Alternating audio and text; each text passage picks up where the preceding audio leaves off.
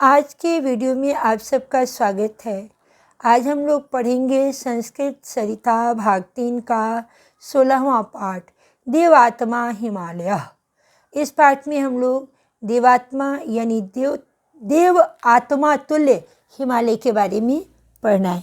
हिमालय की तुलना जो है देव आत्मा से की गई है। तो चलिए हम लोग इस पाठ का हिंदी अनुवाद करते हैं और उसके बाद इसके अभ्यास प्रश्नों को हल करेंगे। भारत देशा एक महान देशः वर्तते। भारत देश एक महान देश है। अति विस्तृतो अयम देश काश्मीरतः कन्याकुमारी पर्यटन शोभते। अत्यंत ही विस्तृत फैला हुआ यह देश कश्मीर से कन्याकुमारी तक शोभता है। कवि भी, महर्षि भी, विद्वद् भी, देशीयः विदेशीयश्च पुरुषः भारत देशः बहु प्रशंसति।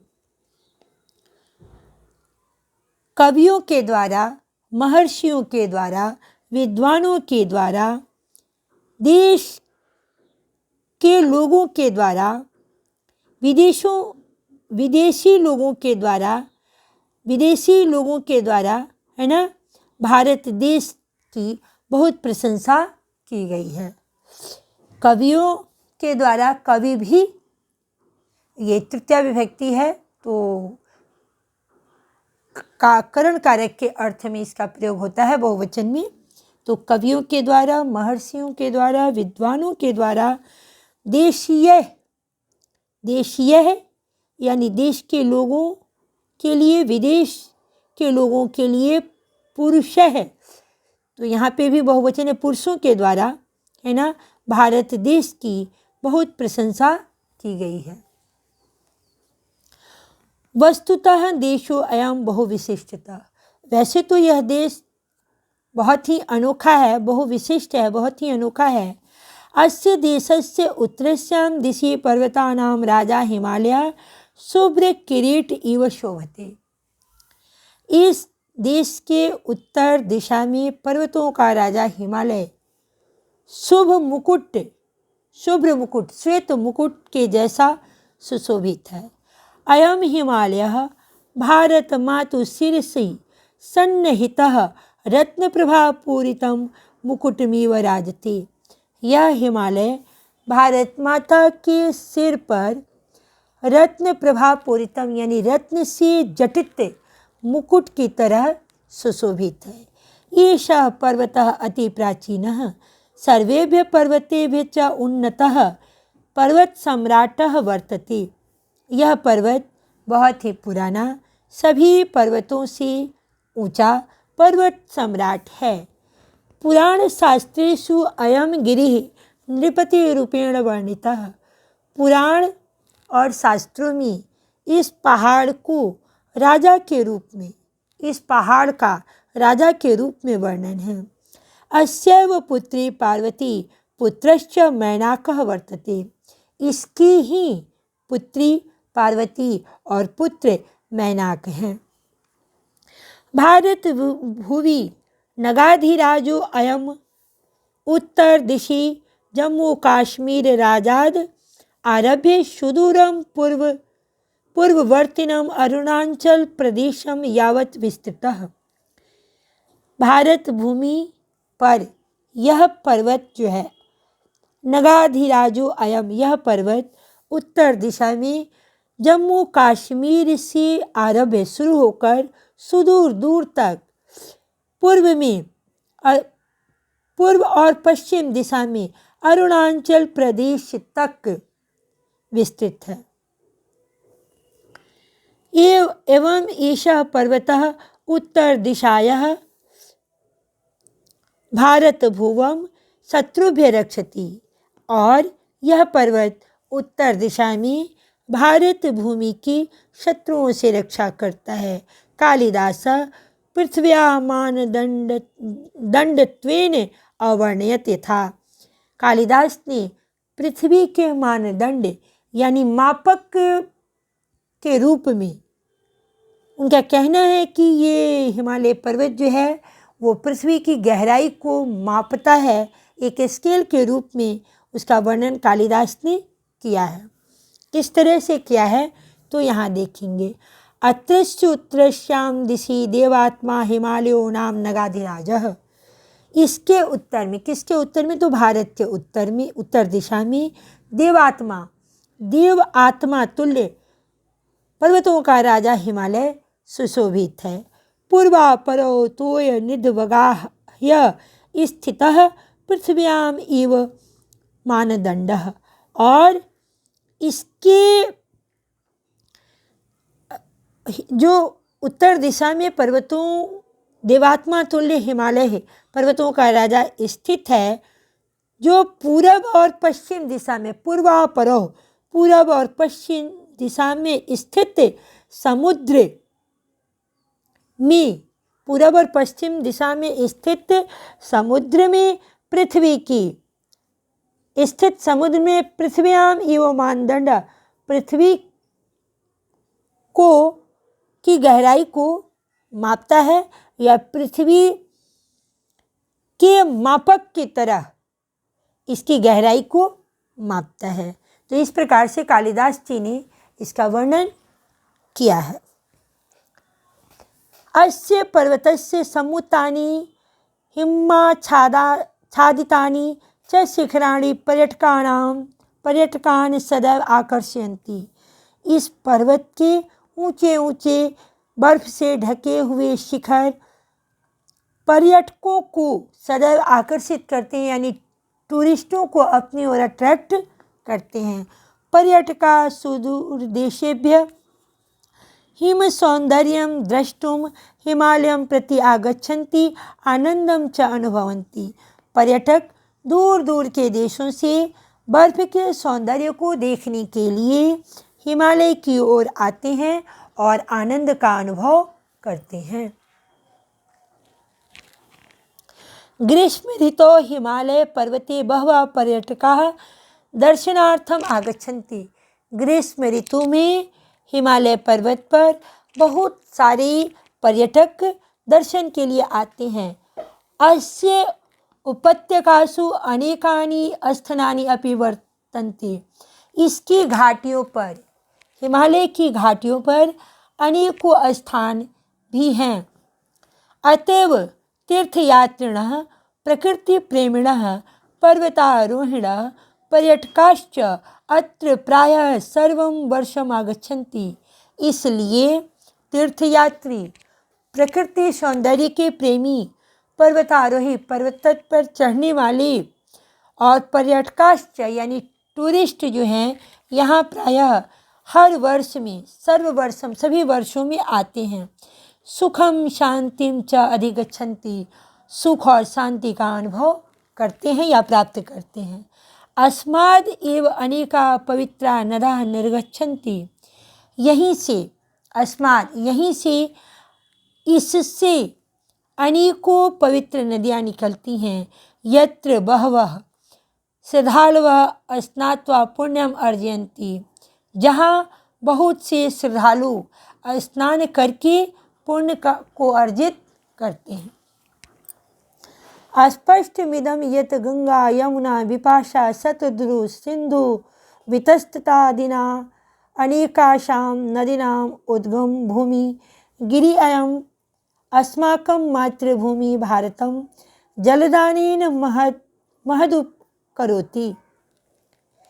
यहाँ पे ये बता रहा है कि इससे स्पष्ट है कि गंगा, यमुना, विपाशा, शतद्रु, सिंधु, वितस्तता आदि अनेक नदियों की उद्गम भूमि है यह पहाड़। अस्माकं मातृभूमि, यह पहाड़ जो है हमारी मातृभूमि को, भारत को जलदानेन, जलदान करके महद उपकरोति, महान उपकार करता है। तो ये सब नदियों के नाम हैं जो कि हिमालय से निकलती हैं। उसकी उद्गम भूमि है हिमालय, और यह पहाड़ जो है भारत भूमि को प्रचुर मात्रा में जल जो है वो दान करता है, और जल दान करके भारत पर इसका बहुत बड़ा उपकार है।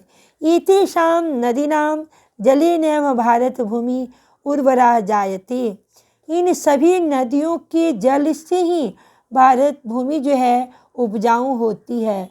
तस्याम अनेकानि अन्नानि फलानि च समुद्भवन्ति, जिससे अनेकों प्रकार के अन्न और फल उत्पन्न होते हैं।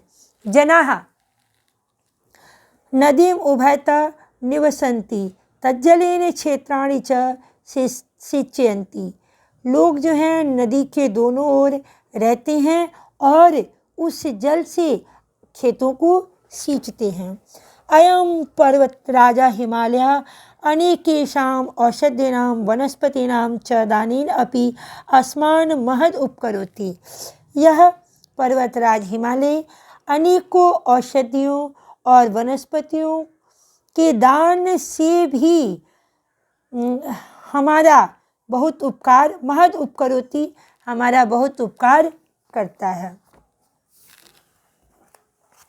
रामायणे अपि वर्णितं यत् लक्ष्मणस्य मूर्छाया निवारणाय हनुमान हिमालयादेव संजीवनम आनीतवान्। रामायण में वर्णित है कि लक्ष्मण की मूर्छा के निवारण के लिए हनुमान हिमालय से ही संजीवनी लाए। अद्यपि आयुर्वेदस्य अनेकाः औषध्याः अस्माद् एव प्राप्यन्ते। आज भी आयुर्वेद की अनेकों औषधियाँ इससे ही प्राप्त होती हैं। हिमालय क्षेत्रे फलानाम अपि प्रचुरम सस्य भवति। हिमालय क्षेत्र में फल भी प्रचुर मात्रा में होते हैं। सेवानाम अक्षोटानाम वातादिनां काजवादिनां च समुत्पत्ति। सेब, अखरोट, बादाम और काजू आदि पर्याप्त मात्रा में होते हैं। तो अत्रैव भवति, तो यही होते हैं। सेब, अखरोट, बादाम, काजू आदि समुत्पत्ति, इसकी उत्पत्ति तो अत्रैव यही होती है। एवं अत्यंतम उपयोगेन पर्वतो अयम अस्माकं जीवनदायकं वर्तते। अत्यंत ही उपयोगी यह पर्वत हमारे लिए जीवनदायक है। किंतु सांप्रति पर्यटकानां आधिक्येन वृक्षाणां छेदनेन च प्रभावः लक्ष्यते। परंतु वर्तमान में पर्यटकों की अधिकता के कारण वृक्षों का कटाव का प्रभाव दिखाई देता है। अतः अस्य रक्षणम अस्माकं परम कर्तव्यम अस्ति। इसलिए इसकी रक्षा हमारा परम कर्तव्य है। अन्यथा अस्य प्रकोपेण अचिरमेव वयम नक्ष्यामः। अतः इसके प्रकोप से, है ना, अचिरमेव, निश्चय ही हम सभी का नाश होगा। तो हम लोगों को हिमालय पर्वत की सुरक्षा करनी चाहिए। उस पर स्थित पेड़ों का कटाव नहीं करना चाहिए, तभी हिमालय अस्तित्व में रहेगा। और जब हिमालय अस्तित्व में रहेगा तो भारत भी सुरक्षित रहेगा। अब हम लोग इस पाठ के जो शब्दार्थ हैं उन्हें विद्यार्थीगण याद कर लेंगे, जिससे उनके लिए पाठ आसान हो जाएगा। और अब हम इस पाठ के अभ्यास प्रश्नों को देख लेते हैं। हमारा पहला प्रश्न है, एक पदेन उत्तरत, एक पद में उत्तर देना है। पर्वतराजः कः कथितः। पर्वतराज किसको कहते हैं? तो पर्वतराजः हिमालयः कथितः। अगर एक शब्द में देना है तो आप केवल हिमालय देंगे। अगर एक सेंटेंस में रहेगा या लॉन्ग टाइप क्वेश्चन रहेगा तो पर्वतराजः हिमालयः कथितः। हिमालयः कस्यां दिशा वर्तते। हिमालय किस दिशा में है? तो हिमालय उत्तरस्यां दिशायां वर्तते। हिमालय उत्तर दिशा में है। हिमालयस्य पुत्री का अस्ति। हिमालय की पुत्री कौन है? तो हिमालयस्य पुत्री पार्वती अस्ति, पार्वती है। मैनाकस्य पितु नाम किम अस्ति। मैनाक के पिता का नाम क्या है? तो मैनाकस्य पितु नाम हिमालयः अस्ति। मैनाक के पिता का नाम हिमालय है। गंगा कस्मात् उद्भवति। गंगा किससे निकलती है? तो गंगा हिमालयात् उद्भवति। लक्ष्मणस्य मूर्छा निवारणाय हनुमान किम आनीतवान्। लक्ष्मण की मूर्छा का निवारण करने के लिए हनुमान क्या लाए? तो लक्ष्मणस्य मूर्छा निवारणाय हनुमानम संजीवनी आनीतवान। हनुमान जी ने संजीवनी लाई। क्वेश्चन नंबर 2 में हम लोगों को एक वाक्य में उत्तर देना है। तो भारत मातुः शिरसि हिमालय कीदृशः राजति। भारत माता के सिर पर हिमालय किस प्रकार राजता है, सुशोभित होता है। तो भारत मातुः शिरसि हिमालय रत्न प्रभा पूरितम मुकुटमीव राजति। हिमालय उत्तर दिशि किम करोति। हिमालय उत्तर दिशा में क्या करता है। तो हिमालय उत्तर दिशि भारत भुवम शत्रुभ्य रक्षति। उत्तर दिशा में भारत भूमि की शत्रुओं से रक्षा करता है। पर्यटकाः किम अनुभवन्ति। पर्यटकाः आनंदम अनुभवन्ति। पर्यटक आनंद का अनुभव करते हैं। गंगाम निक्षा के संति, है ना। गंगा कहाँ से निकलती है। तो गंगाम निक्षा हिमालय संति। गंगा हिमालय से निकलती है। अयम पर्वत कथम उपकरोति। यह पर्वत कैसे उपकार करता है। तो अयम पर्वतः अनेकेषां औषधीनां वनस्पतीनां दानेन महद उपकरोति। अयम पर्वतः अनेकों औषधियों वनस्पतियों के दान के द्वारा महान उपकार करता है। केशाम रक्षणम अस्माकं कर्तव्यम अस्ति। तो केशाम रक्षणम अस्माकं कर्तव्यम अस्ति। तो हिमालयस्य रक्षणम अस्माकं कर्तव्यम अस्ति। हिमालय का रक्षा करना जो है हमारा परम कर्तव्य है। अब क्वेश्चन नंबर 3 में अधोलिखिता नाम संधि विच्छेदम व कुरुत। नीचे लिखे गए शब्दों की संधि अथवा विच्छेद करना है। तो इधर हम लोग संधि विच्छेद कर लेते हैं, यहाँ पे संधि करेंगे। हिमालय हिम जोड़ आलय, चोन्नतः च जोड़ उन्नतः, अरुणांचल अरुण जोड़ अचलः, ग्रीष्म ऋतु ग्रीष्म जोड़ ऋतु, गिरि अयम गिरिः जोड़ अयम। यहाँ हम लोग संधि करेंगे।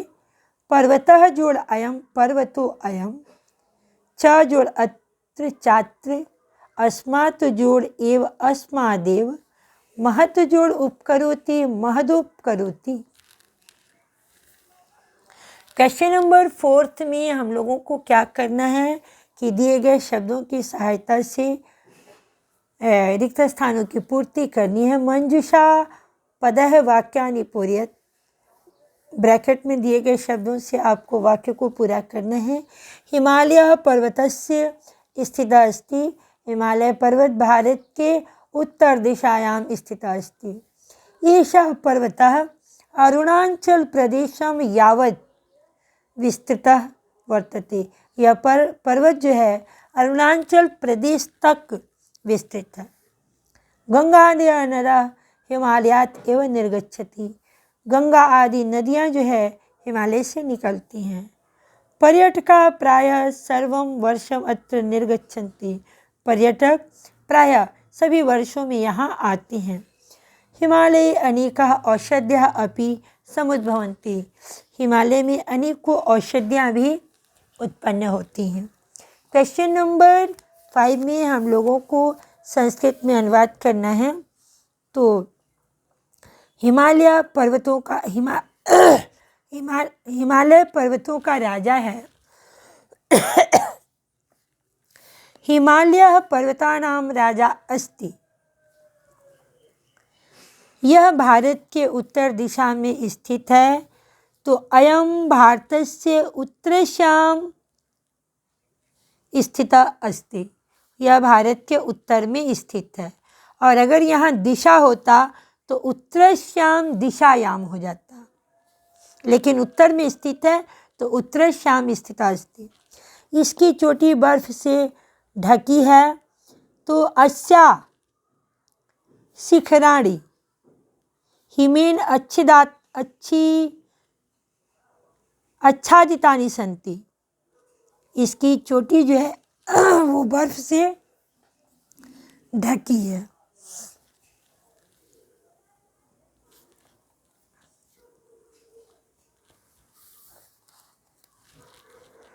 यह देवताओं की आत्मा है।